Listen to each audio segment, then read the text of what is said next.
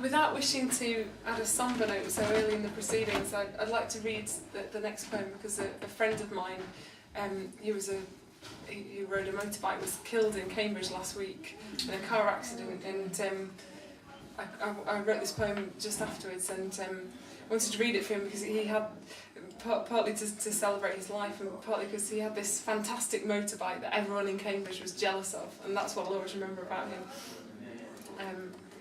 So the poem's called Justin, which is his name. Justin. I'm sure we must have said goodbye outside a pub one night, or by the traffic lights on Norfolk Street. Though now I try to think of it, I can't recall a single time.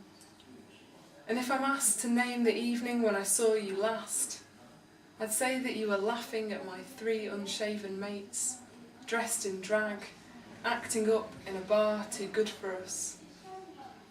Or I'd say you were wearing a slim top hat, the kind magicians save for disappearing acts, and knocking back a beer, checking your watch, the time much later than you'd thought.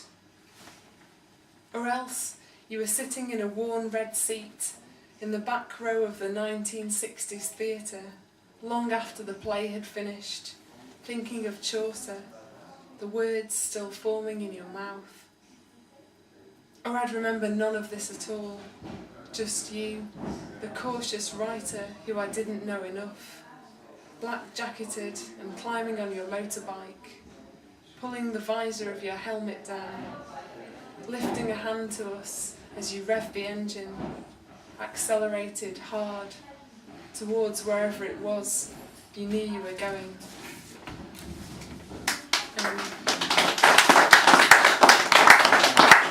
I don't know if you've ever been asked that question, probably drunkenly, who would play you in a film of your life? Perhaps, maybe.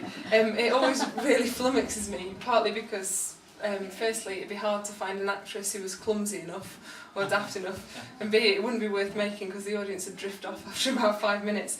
But nonetheless, I recently wrote a sequence of poems, 12 poems, called 12 Outtakes from the film of our imagined romance. I'm going to read 2 very short extracts from that sequence. So it's kind of the bad film that would be made of part of my life, I suppose. This is number 3 from the sequence. The leading actor is miscast.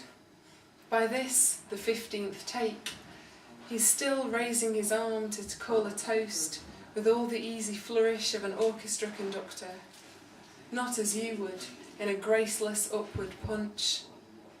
And when he speaks, he still pronounces glass as if it were a smooth white marble in his mouth, and captures nothing of your hard and uninflected glass, your broken speech, your sharp-edged voice that even now cuts through me.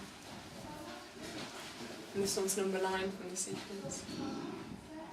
By now, I understand the concept of the close-up perfectly, its use in black and white detective films, the camera panning slow across a tidy desk until it settles on some ordinary prop, a letter opener, a length of garden twine, and draws so near we see each possibility, the sharpened blade, the tightening cord.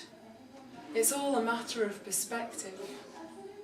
Look close enough, you told me once, and anything significant. This morning, when you showed me to the door, your fingers cupped my elbow for a second.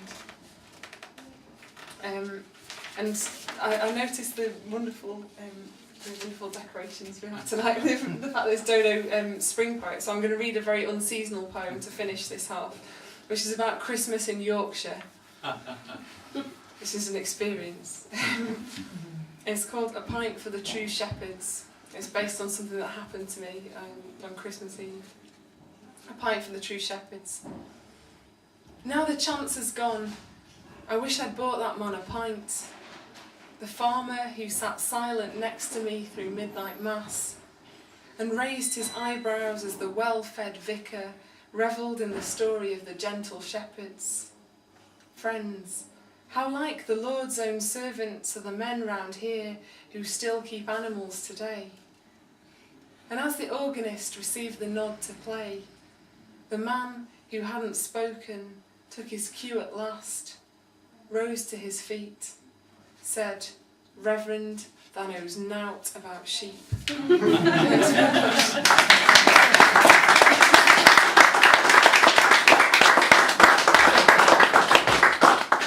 More applause, please, for Helen.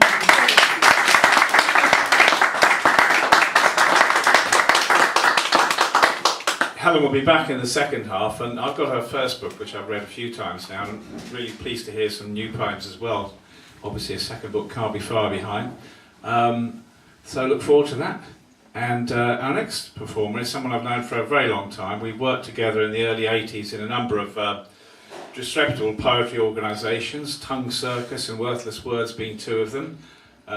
He's performed in many other shows with I've been involved in over the years in festivals in Cornwall and elsewhere, and suffice to say he is here tonight. Please put your hands together for the fantastic P.R. Murray.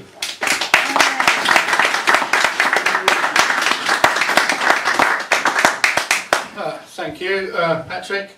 I'm P.R. Murray. I come from Dollis Hill, which is in North London. When the President of America visits